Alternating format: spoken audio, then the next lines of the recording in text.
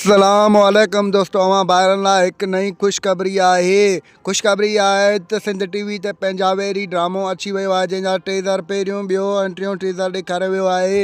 असां तव्हांखे पहिरियां वीडियो में ॿुधायोसीं त पंजाबी ड्रामो अचण वारो आहे। उन जो जल्द अज़ जल्द हाणे एपिसोड्स 1 जो प्रोमो बि हलायो वेंदो। इन जेकॾहिं तव्हां असांजे चैनल ते नवां आहियो त महिरबानी करे असांजे चैनल खे सब्सक्राइब करे घंटी जे बटन ते प्रेस करे नोटिफिकेशन ते ऑल करे छॾींदा, जीअं हर नई ईंदड़ वीडियो सब का पहिरियां अवां ॿारनि ताईं बावक़्तनि पहुची सघे।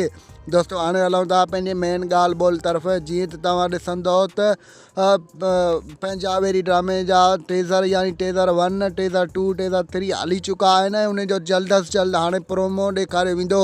हाणे हलूं था त ड्रामे में कहिड़ा कहिड़ा सुठा अदाकार हूंदा। तव्हांखे ॾेखारियो वेंदो त हाज़र तीवणो ऐं ज़हर ज़िंदगी में जेके तमामु सुठा अदाकार हुया, उन्हनि मां बि यानी कि रबन वारो बाराणो, ॿिया मूसा खान ॿिया काफ़ी सारा अदाकार हूंदा। तकरार में जेके अदाकार हुया उहे बि आहिनि।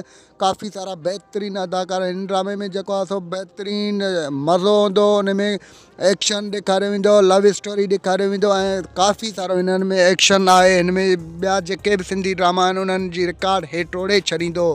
त मुंहिंजे ख़्यालनि में सिंध टीवी ते हाणे पहिरियों भेरो ही जेको ड्रामो अपलोड कयो वियो आहे, यानी अपलोड कयो वेंदो। बहितरीनु ड्रामो आहे। कंहिं ड्रामे में एॾो वॾो एक्शन कोन हुयो। मुंहिंजे ख़्यालनि में त ज़हर ज़िंदगी या तकरार बि हिन जे अॻियां कुझु बि न हुया। हिन में तमामु घणो एक्शन हूंदो। दोस्तों तव्हांखे ॾेखारियो वेंदो त हिन में अहमद शेख, ॿिया काफ़ी सारा अदाकार आहिनि, यानी जेको ज़हर ज़िंदगी में कमाल खान हुयो। ॾिसंदो त हिन में बहावल बिल्डोज़र बि आहे जेको तकरार में हो। हिन में बि काफ़ी उन जो सीन ॾेखारियो वेंदो। दोस्तों असांजो रिपोर्ट कीअं लॻो, जेकॾहिं पसंदि आयो हुजे त महिरबानी करे असांजे चैनल खे सब्सक्राइब करे ॾींदा असांखे इजाज़त रखंदा। पंहिंजो ख़्यालु। अल्लाह हाफ़िज़। Thanks for the watching. Javed Ali जलालानी।